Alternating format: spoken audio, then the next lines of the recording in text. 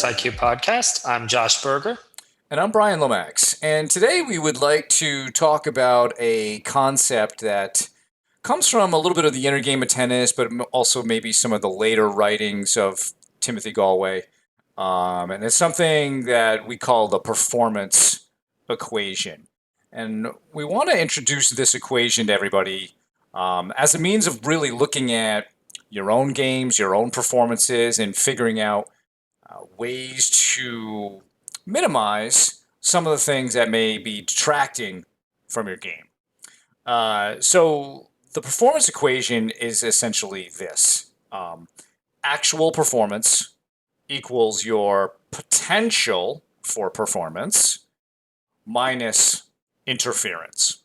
And very often that interference is what we would call cognitive interference. It's probably how we're mentally processing or emotionally processing things that are going on around us, and so it really ends up being more of a cognitive exercise.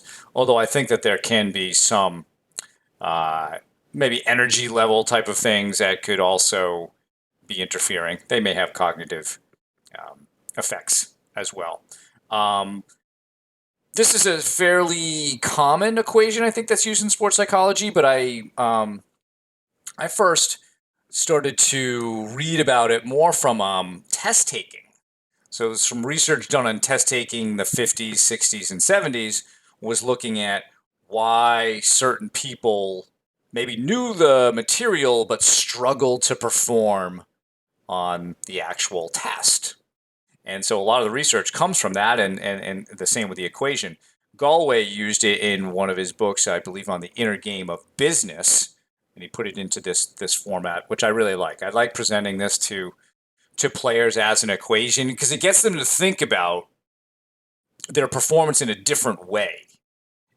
Because I think as players, we're often thinking about, well, we should be playing to our potential, and maybe there's some judgment around that.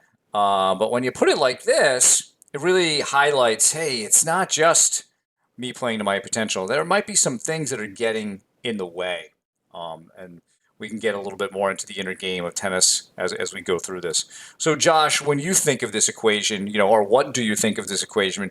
What are some things that come to mind for you? Yeah, we've certainly referenced the book, The Inner Game of Tennis. I think a good bit on previous episodes of the show, and for good reason. It's a book that both from my experience and then with athletes that I've worked with, it can certainly help you get out of your own head in certain ways, where a lot of people are stuck judging themselves, critiquing themselves, constantly evaluating their own performance as they're playing, whether that's in a competitive setting or in training.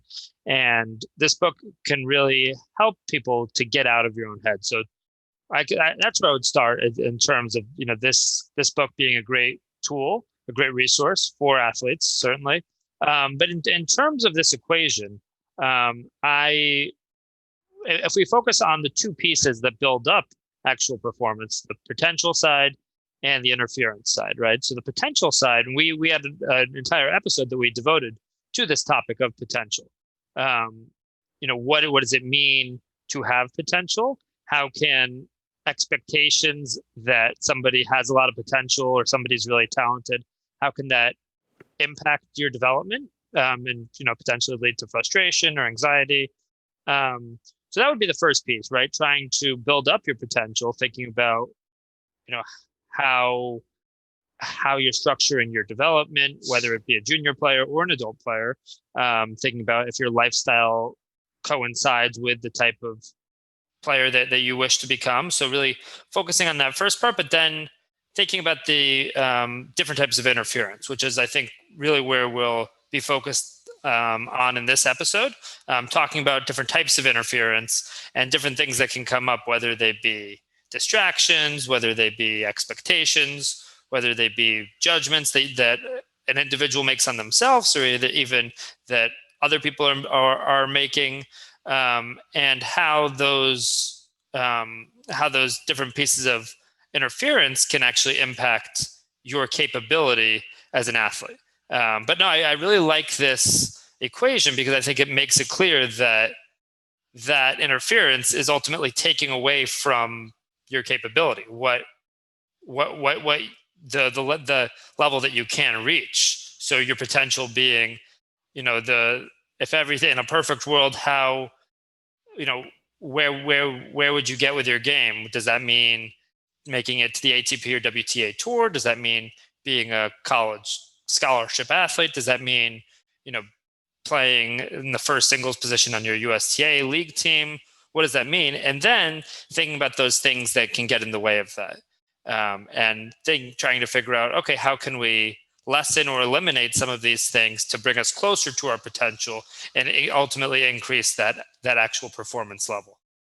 I think you highlight something that is true of the equation, that it's true, say, of your career, right? The potential that you could reach. But the formula can also be applied to a specific performance in a match, which is how I've probably used it more in that regard, where a player may say something was wrong, and we will go through the equation and come up with, okay, what were the things that got in your way today from you hopefully making actual equal potential, right? That's rarely going to happen. But I find it to be a really good exercise when we want to examine what went wrong today, or maybe not so much what went wrong, but what interfered with you reaching your potential. Because I think players are often, I don't want to say fixated, but there are often expectations that I should always be playing to my potential level. I don't know that that's necessarily realistic, but still, it's interesting to look at your performances with this equation.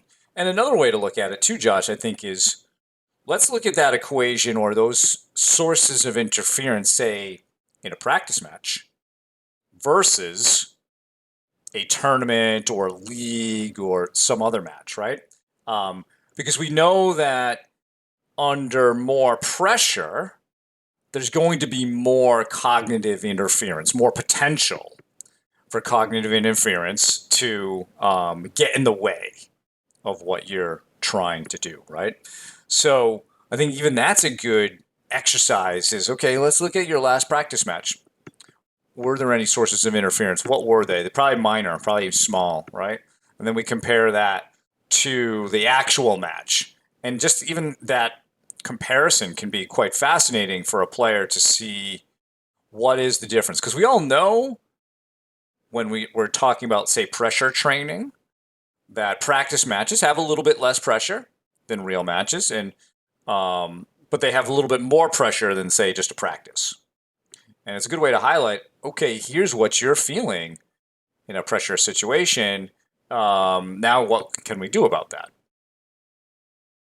And when we're putting players in pressure situations or doing pressure training, what we're doing is we're adding interference. We're adding those distractions. We're adding, maybe we're adding in the conditioning piece where players are,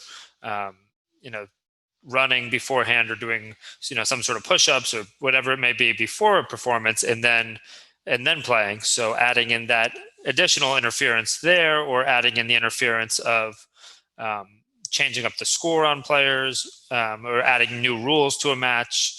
But by adding that interference into a practice match, you're simulating what a player is actually inevitably going to go through during a match, where there is more interference, where there is more pressure, there are more expectations, there's more consequences ultimately for winning and losing. And it's tough to really simulate that, but coaches and sports psychology professionals can look to strategically add pieces of interference to make that performance more difficult. Yeah, and therefore it normalizes it for the player. So that when it comes up in a match, it is less of an interference source. It's more like, well, I expected that, or I've done this a bunch of times. Not a big deal. I know how to handle that. And yeah, there's a lot of good research on pressure training and how athletes who go through that perform better under real world match conditions than those who don't do that, right? So let's maybe just for now, let's take this as we're looking at a particular performance and we're looking for sources of interference on one particular day. And you mentioned the word distractions, which I think is probably the biggest thing, right? We get focused on something and something that's not helpful um, and then distracts us from our full focus. There are a couple of different theories that explain, and they're not working against each other. I think they actually work with each other, but I want to bring them up because they will help us understand two categories of distractions. One being just you losing your attention. So attentional control is one theory that explains what can be happening as a source of interference. And so that could be just like things that you look at. And then the other category has more to do with the term we've been using, more cognitive interference, but of what we would call an evaluative nature, right? Where you're evaluating yourself. It is more ego-centric, and there are different things that could happen around that. So perhaps we could just start off with just the straight up distractions, not necessarily tied to ego. And I've got a couple here that I thought were interesting. I actually was meeting with a student, I want to say, well, it was just a few days ago. And she said she was playing really well. And she looked up in the window and saw her dad. And there was something on her dad's shoulder. She didn't explain what it was, but there was like something on his shoulder. And she became fixated on this. And for some reason, very upset about this. And then she couldn't play anymore. So I thought this was like a perfect example of you looked at something and your attention went away, and look what it did to the performance. Yeah, no, I think that happens a lot with athletes, and sometimes it's more severe. And I hear all the time somebody will say, the second set of that match, I sort of lost my focus for a few games there, and struggled to get it back. So it can be momentary, it can be longer, it can be for a longer period of time.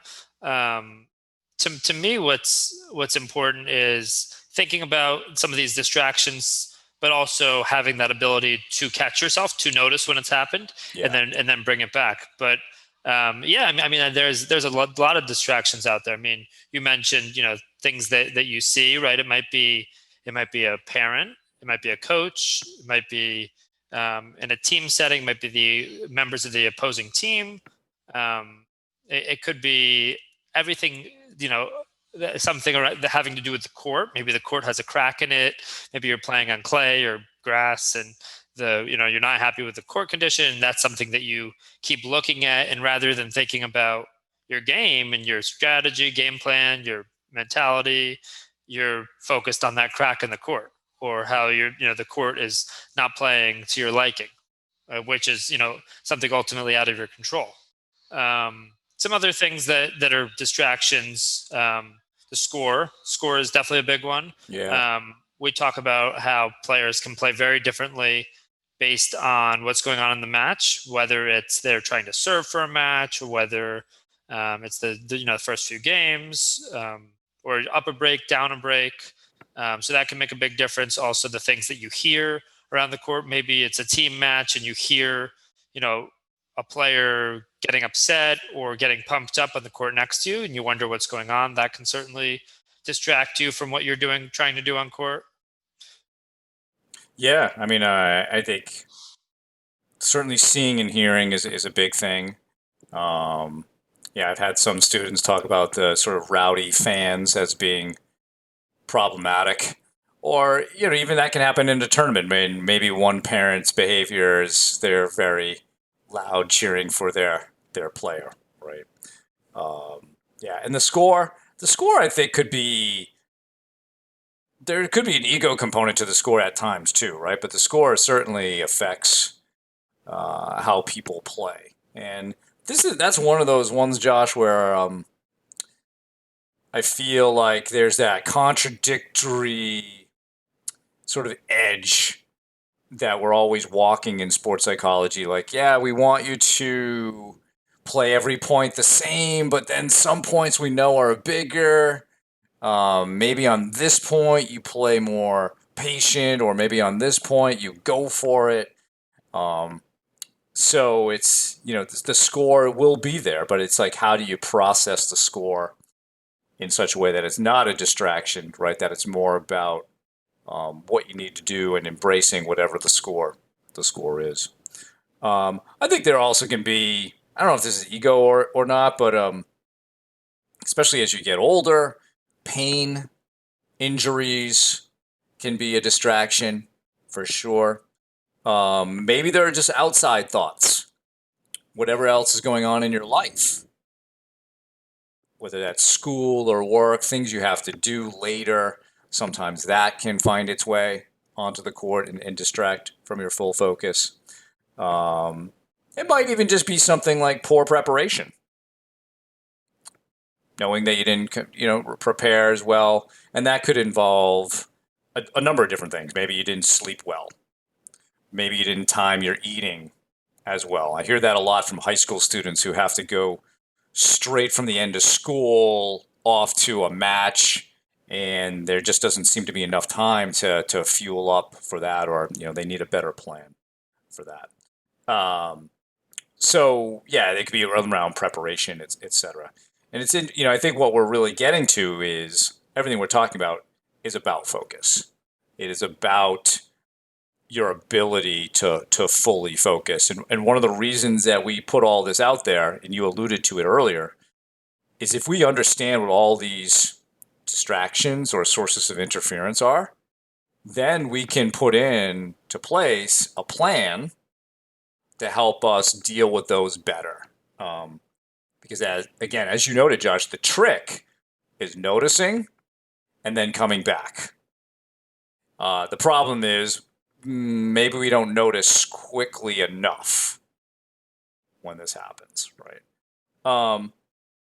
Let's talk about some of the ego-oriented ones, because I think these are probably the more problematic ones. They can be the ones that stick a little bit longer with the player because it's about them. What are some things maybe that you've heard from some of your clients in terms of ego concerns that maybe they have during a match? I mean, I find it's often about the opponent, right? Oh, this is somebody I've beaten before. This is somebody I should be beating. This is somebody so much weaker than me. Things like that, or ranking and ratings. Yeah. So I think it's one or the other. Either a specific opponent, maybe it's a rival, maybe it's a friend, or somebody that they've beaten before or feel like they should be beating, or it's the ego getting involved with their view of what their ranking should be or what their rating should be. Maybe they have a goal, right? I mean, there are certainly legitimate reasons. Maybe it's a high school player who has aspirations for college tennis and they have a certain UTR goal that they're trying to reach. And they know that by, not, losing a certain match is going to hurt their UTR. So I think UTR and USTA rankings, other sorts of rankings can certainly be a distraction as well while you're playing that ultimately brings you further away from your full potential and that your full capability. Yeah. I think another ego concern is being concerned with what other people think about you. Um, and that could be, let's say you are that junior player who's trying to play college tennis. Then you're thinking a lot about what does that coach think, and may even come up with all these different scenarios of what they'll think if you lose this match. It could be you're on a team, and what will your teammates think about you, or what does your current coach or captain think about you while you're performing? So people are watching, and you can be, just concerned, overly concerned with that, and that could be a parent, it could be a friend, it could be whatever. So I feel like that's a big one. Really being concerned with what other people think. And a term that you mentioned earlier maybe before we began recording, a big piece of this interference stuff is just judgment, or labeling things with values of good, bad, terrible, awesome, when in reality, those labels are not particularly helpful or productive when considering sort of the long-term nature of trying to win a tennis match.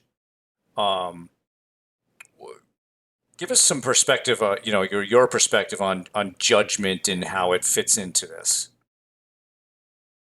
Yeah, when a player misses a shot, it's very easy to make the leap from I missed my backhand to I can't hit a backhand. My backhand stinks. My backhand sucks. I I am now I'm a bad player, right? Yeah, yeah, And you hear it. This is self-talk certainly, but it's also the type of thing that people will often say to themselves. And I mean, I grew up, playing junior tournaments, playing high school, college tennis, and you hear it a lot. And I know you hear it in adult tennis as well. It just sounds a little bit different.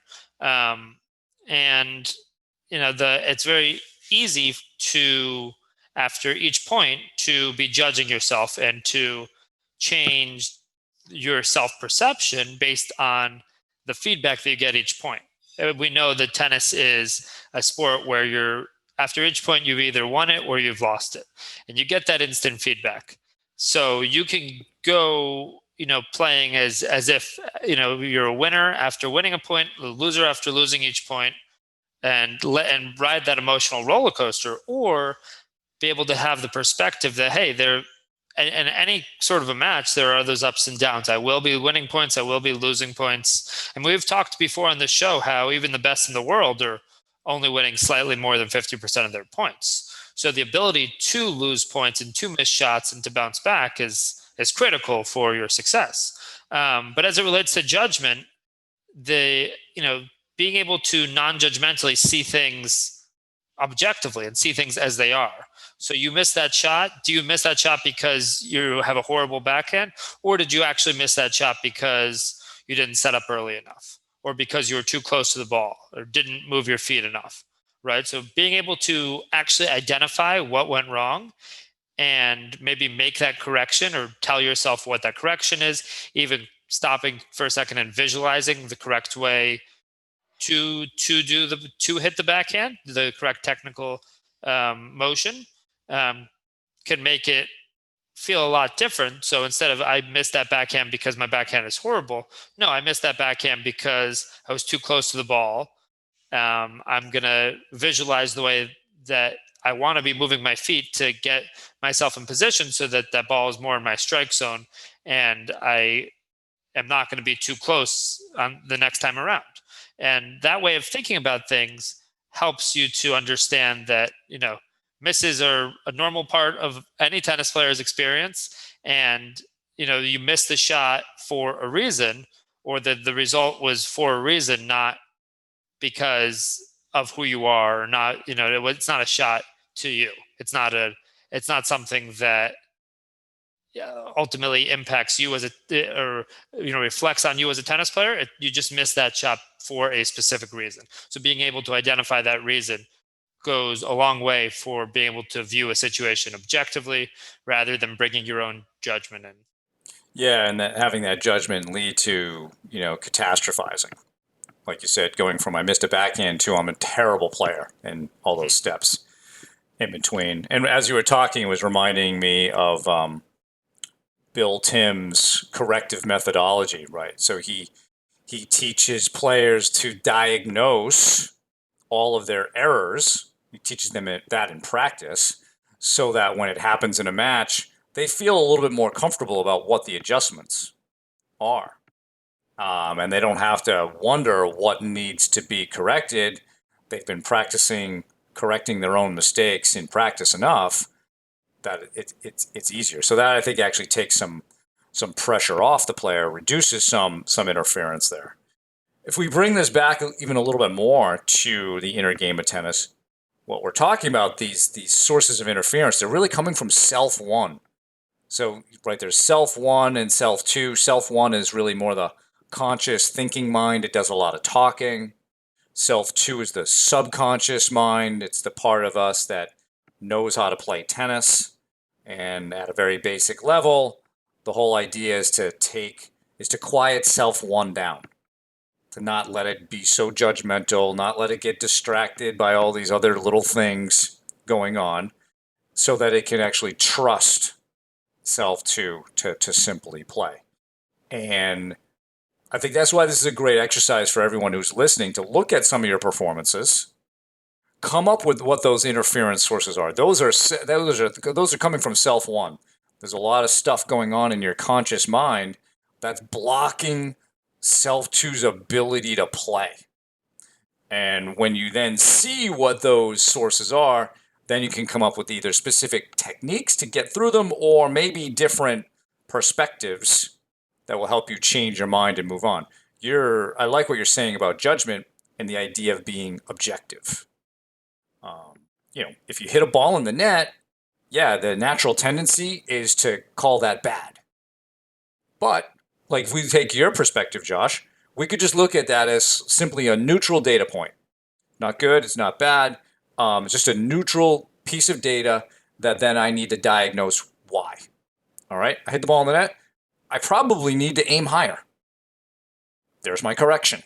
On the next shot, I aim the ball a little bit higher. I have more intention of what I want to do with the ball.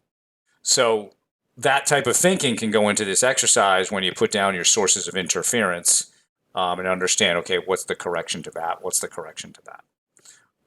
Because that's the biggest goal, is how can we minimize each one of these so that the next time that we go out there, or the time after that, we have fewer things that are interfering with our body's natural ability to know how to play the game.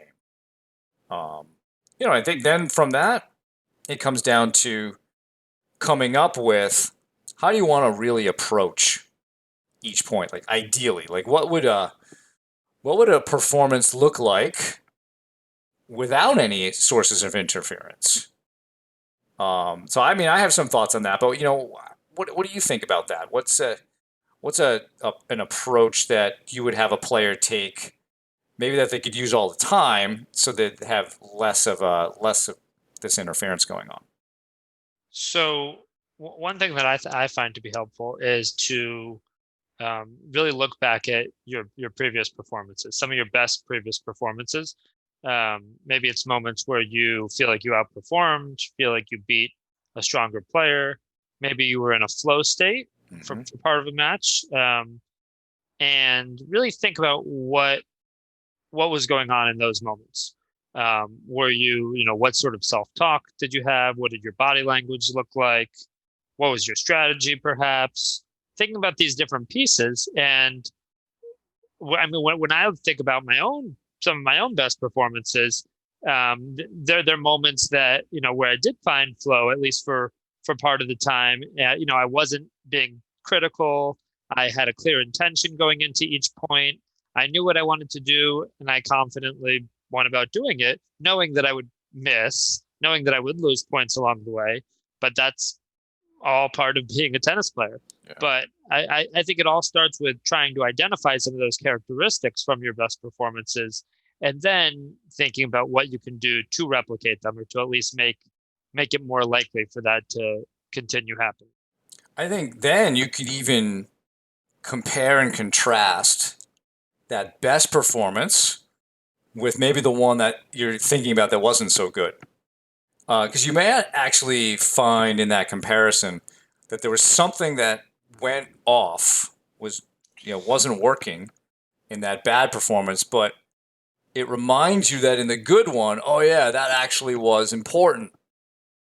And you probably come up with an even better formula to then work toward, right? So I like that. I think it is good to study what works, what has worked for you.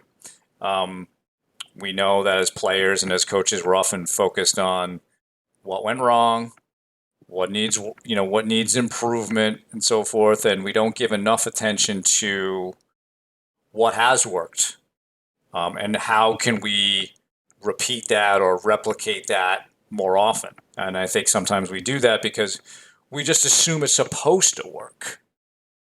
But I think that's a poor assumption. We should really study our best performances in that way. So I like that. And I think comparing and contrasting the two performances is good as well.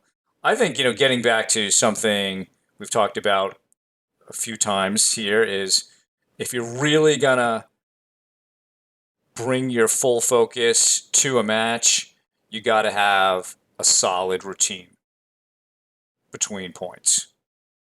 That's your moment to catch a lot of these things. So, and we have an episode on the between points routine, but at a high level, it's about recovering, resetting, refocusing, and having specific things you're doing, specific things you're saying in that time frame to help you get fully focused on that next point. Yeah, the more that you can plan all of that out ahead of time, you're not leaving things up to chance. So I think that's really important. Another thing I would add as a distraction is the past, whatever's happened in the past, right? So that might be it's a call that an official makes or your opponent makes that you disagree with. You might think they're cheating, and I have heard from athletes, in the past, oh, they made this call in the beginning of the second set, and then I lost the set 6-1. And it's like, okay, did you lose the set 6-1 because of that one call? Did that one call impact the result? Sure, in a certain way, as much as one call and one point can. But thinking about how you react to that one call, thinking about how you reacted to that situation, and the impact that reaction ultimately made. So I think the past and whatever's happened in the past can certainly be a distraction. And same with the future. I mean, we talked about rankings and ratings and ego in terms of beating a certain player. So anytime your thoughts are really on something from the past or on something from the future, you're distracted. You're not in the present moment. You're not doing whatever's important in that moment to win. You're right. We've talked about this acronym WIN. What's important now? And what thinking that way can do is it can really help athletes gain control of the present moment and understand what needs to be done now to actually make an impact. Focusing on something controllable that actually gets you closer to your goals, where focusing on the past or on the future doesn't. You're distracted thinking about those things, and the faster you can catch yourself and notice that distraction has taken place, the faster you can come back to the moment and actually do something that can impact the result. Yeah, for sure. I like that acronym, and we talked about that with Jorge Capestany, because it the knowing what's important now is really such a key feature of being a good competitor in the sport of tennis, because you get distracted about what is important. Too often we think the past is important. I know that was a big issue for me as a younger player, as I wouldn't have said that, oh, I think the past is more important, but my behavior and the direction of my thoughts certainly demonstrated that for some reason, valued perfection or not making mistakes over the present moment, and maybe at times over doing what's important in the moment, right? In order to win the match. So I think that's a really good point on that. When we're looking at this from a self one, self two perspective as well, like we said earlier, the less that self one is doing, the better. So I think we want whatever we're going to have people focus on, we want to make it basic, or maybe not basic, but simple. Just a few different things, a few elemental things. And what I think about, like if I think about sort of the basics of mental toughness in tennis, it's focusing on your breathing, focusing on your body language or the type of presence that you're bringing to the court, um, making sure your self-talk is productive, and then one of the easiest things to bring your focus to is simply watching or tracking the ball. Uh, so if we're not playing well, go back to these basics. If other things are getting in the way, is remind yourself, okay, let me just focus on these 3 or 4 things. You could even add, I suppose, energy level, effort level, increase your effort, right?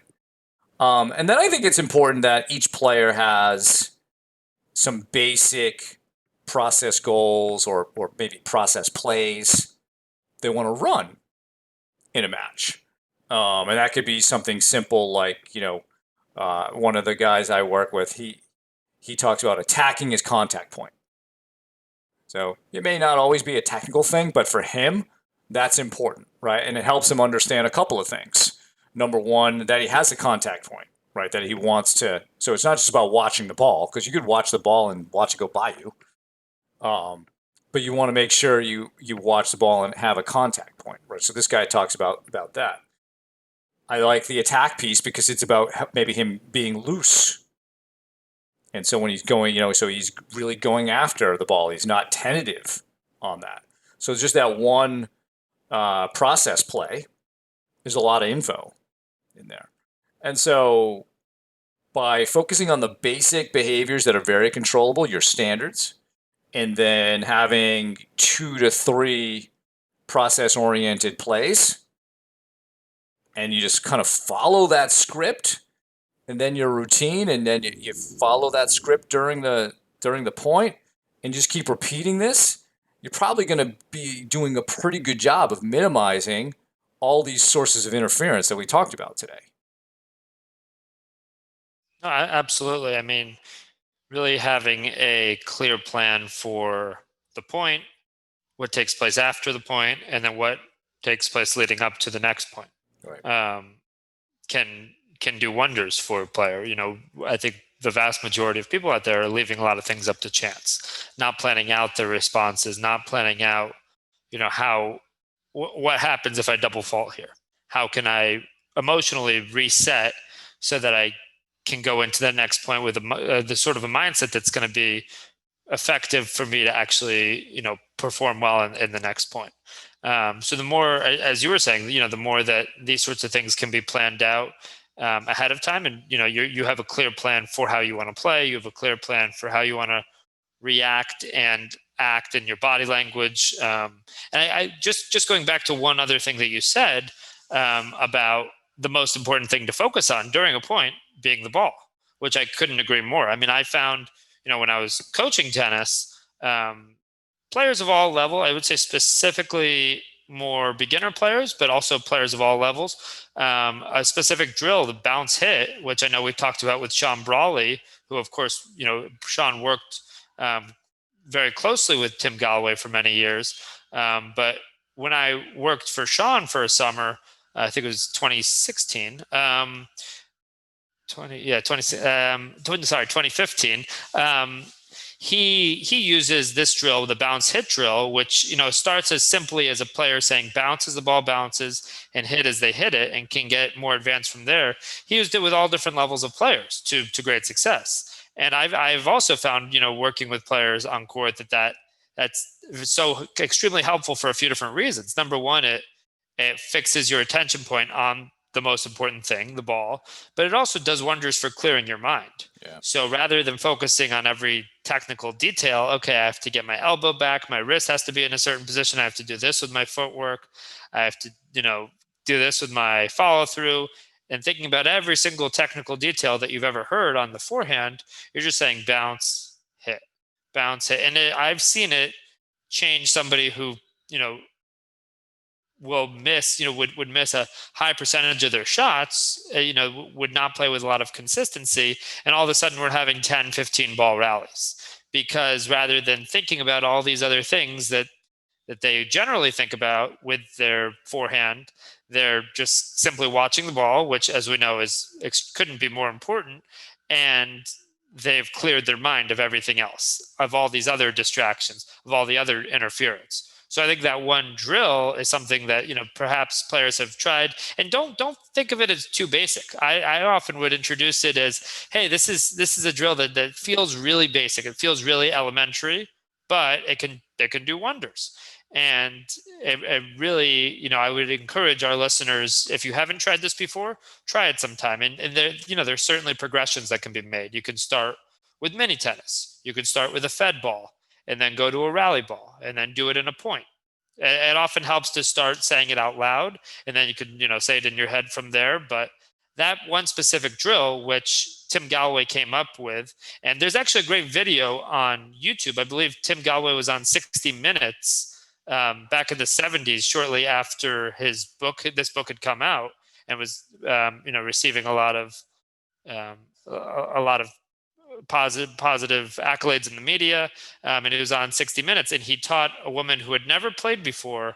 I think within about 10 minutes, and they were rallying within about 10 minutes. It sounds too good to be true, but we can find that link and put it in the show notes, because it really is impressive, and it shows that just by focusing on one or two big things, like watching the ball, probably being the biggest one, that you can really make a lot of progress and really limit those distractions or limit that interference that so often gets in a player's way and holds them back. Yeah.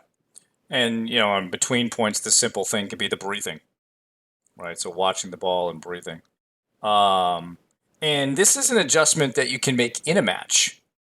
You may notice that your mind is a little bit noisy, and a great way to quiet that down is to go to bounce hit or watching the ball. For me, I like to watch the spin of the ball. That's my thing. That tends to work better for me. And I in the inner game of tennis, I believe that Gallwey mentions that as an alternative to bounce hit. Not everybody. For me, like when I do bounce hit, Josh, I just sort of get in a cadence with the words, and I'm not really associating them so well with the actual timing. And so, for whatever reason, I do better with seeing the spin of the ball. But I was playing a match a few weeks ago. I was down 6-2, 3-0. And yeah, definitely had some noise going on. I was, have a injury in my leg. It's hurting. I can't move as well. So I'm making more errors because of that. And I was just at this point, I'm like, all right, it's almost the end of the court time. I've never lost a match this early in the court time. So I'm like, all right, you just need to last at least 20 minutes longer. Just watch the ball. I ended up winning the set 7-5.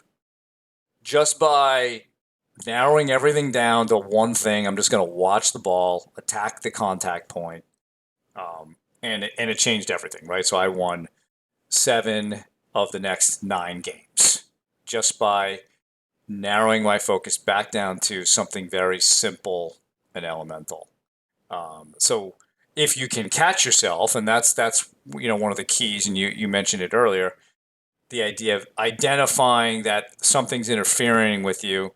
Let me address it with a simple, basic focus, whether it's breathing, watching the ball, or your simple process plays.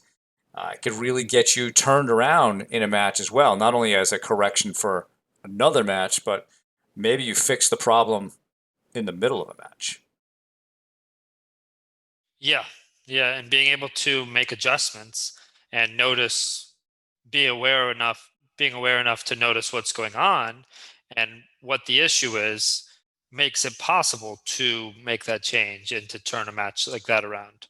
I often find that players, will stick to their A game and stick to a certain game plan, whether it's working or not, without being willing to make an adjustment, whether that be a strategy adjustment or something, noticing that their attention's not on where it should be, right? If you have a lot of chatter going on in your head, that's going to take away from focusing on the most critical points, whether that be the ball or whether that be your game plan.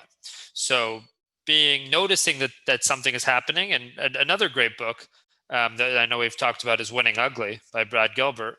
And he talks a lot about being able to realize during a match who's doing what to whom.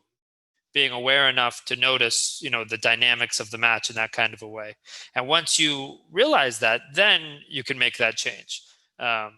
It's just, you have to get to that point of noticing what's happening first, and then being able to think of, okay, how can I make a change here, and what is that main thing that needs to be changed. Yeah, and so when we're perhaps sitting on a changeover and things are maybe a little bit out of control, the dialogue can be more about, okay, what is getting in my way here? And how do I minimize that? How do I come back to something simple that I can execute and stick with that simple thing so I can play better? There might be times where, yeah, it's about adjusting the game plan, but it could be just that you're losing only because you're so distracted by other things, that there's so much interference. And it might not be that you have to go away from your A game, but rather you need to deal with all the interfering thoughts first, then see where your A game is and how that matches up. I know we've talked about making adjustments, and we've had some conversation about, when do you actually start to make some adjustments, and I think I've been of the mindset of a lot of times you're not even playing your A game, and you're thinking about going to it, and you're not losing because the guy's handling your A game. You're losing because you haven't even found your A game. You're your own your own worst enemy at that point. So I think this is some really good thinking to go on, especially on a changeover when you have that little extra time. What might be getting in my way? What are some things I could come back to? I think scripting some of that out is helpful. What are my basic things I want to come to? Well, I just want to come back to watching the ball, or I'm just going to come back to hitting high and heavy. That's kind of my easy, simple pattern that I like playing. Whatever it is, have a couple, three things that are nice and simple for you that can be a means of addressing a lot of this cognitive chatter that's interfering with you reaching your potential. Yeah, yeah, planning that out, and planning out maybe some of those main plays, right? So maybe it's high and heavy. Maybe it's a certain serve and serve plus one pattern that you find to be effective, or return plus one. But the more that can be planned out ahead of time, then you feel that composure regardless of what's going on. And to go back to what you're saying and some of those conversations from the past, I think the key is not to necessarily go away from your A game, but as you said, to try to find that A game, and to make adjustments as needed. Not to go away from your strengths, but maybe to make changes to find ways to get to your opponent's weaknesses more, or if a certain shot is bringing you too many errors, maybe it's just about finding a little bit more margin or a little bit more spin on that particular wing. But being able to notice the dynamics of a match and notice why the score is the way that it is, and adjust as need be. It's always been my contention when working with players that, in general, when they're losing, it's not because of their strategy or their tactics or their technique. It's interference. And the more that you learn to deal with interference, and this is why I give players a checklist of here's what to do when you feel like things aren't working. And there are a lot of these basic things that we're talking about. And sometimes players will react negatively to that particular checklist because, well, it's got to be about strategy, or I got to change tactics, and that could work. But if you're not dealing with what you're kind of putting in your own way, it's likely that other stuff won't work. And as you said, you might be prematurely going away from your strengths. So this particular equation, I think, is really useful for everyone to keep in mind as they're going along, as they're trying to understand, why am I not playing well, or why am I losing? It's not always going to be because the opponent is handling your A game and is just dominating you. Certainly that can happen and does. But more often than not, we're putting up our own barriers to our best performances. And if we can deal with those, take those out of the way, then you can really evaluate how your A game is doing against the other guy. Yeah, no, I think that's a great point. Rather than jumping to, okay, I need to make big changes here, technical changes, strategic changes. Let's simply start by noticing. Let's be aware of where that interference is coming from, and then thinking about how to address it rather than taking something away from your game or maybe making too radical of changes to your game. Right, right. So just to repeat the equation again, so as we wrap this up, right? Actual performance equals your potential performance minus interference. Very often it's cognitive interference, your thoughts getting in the way, whether they're just distracted by things going on around you or distracted with some different ego-oriented concerns. So great discussion, Josh. Thanks for going into this topic. And thank everybody for listening. That's our show for today. For more on today's episode, please check out the show notes. If you have any feedback or questions for the two of us, please email us at tennisiqpodcast@gmail.com. You can also use the Twitter hashtag tennisiq. Additionally, please subscribe to the show on your podcast platform of choice, including YouTube, so you can be notified of new episodes. And you can also check us out on Instagram. Thanks again, and we will speak to you soon in our next episode.